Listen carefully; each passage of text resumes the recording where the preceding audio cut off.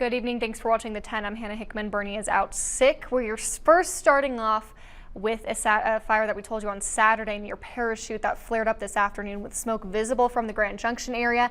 This is a time lapse from earlier this afternoon. The Spring Creek fire sent smoke towering into the sky as dry weather and high winds kicked the blaze back into high gear this afternoon. Aircraft from around the state were called in to battle the fire. And this is another look at the fire. This is actually from my own balcony apartment in Parachute.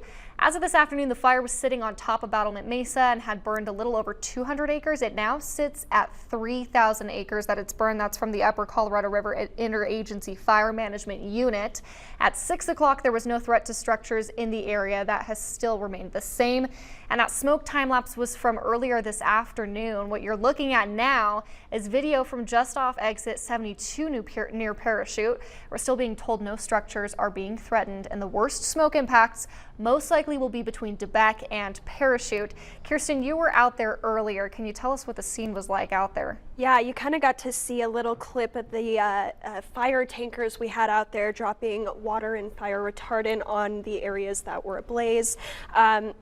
There were a lot of people on the side of the roads just watching in awe. I don't think this is something that people are used to seeing. And it's scary. I mean, there was a lot of smoke, but I'm happy that the officials are doing everything they can in their power to control it. Yeah, and those dry winds were certainly a factor. As we said, Upper Colorado River Interagency Fire Management Unit sent out today about 30 minutes ago that fire did burn about 3,000 acres by now. There's no evacuations at this time, but with that fire burning that much, they are sending a complex incident management team that's now expected to arrive tomorrow.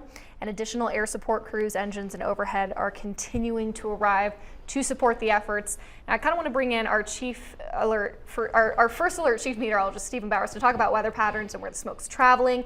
Stephen, I've been told that the wind has died down in that area now, but does that mean that the fire is going to burn quicker? What does that mean tonight? It can mean a whole lot of things. And of course, in the immediate vicinity of the fire, things are a little bit different too. And so that's what I want to talk about tonight. I've covered several wildfires, including the Black Forest Fire, the Royal Gorge Fire, the Beulah Valley Fire out on the Front Range years ago.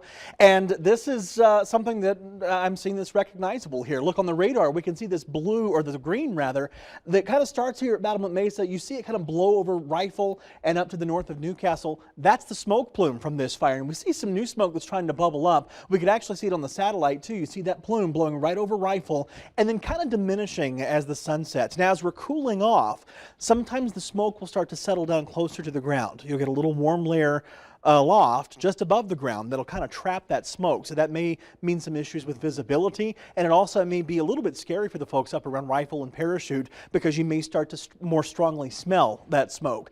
This is the fire weather outlook. This was today's outlook, and we already see this was elevated to critical across southwestern Colorado, two different levels that are just bigger and bigger. Now, this is tomorrow's forecast that includes nearly all of western Colorado in that critical fire danger layer, really. So this is not going to get better tomorrow. In fact, conditions are favorable for things to get a little bit worse, and we're going to talk a little bit more about that a little bit later. There's still some fire danger on Wednesday, the highest of which starts to shift a little bit farther to the south. Now remember, with wildfires, they happen because we have dry vegetation, low humidity, and wind. We have had all of that across the area today and even up into the mountains.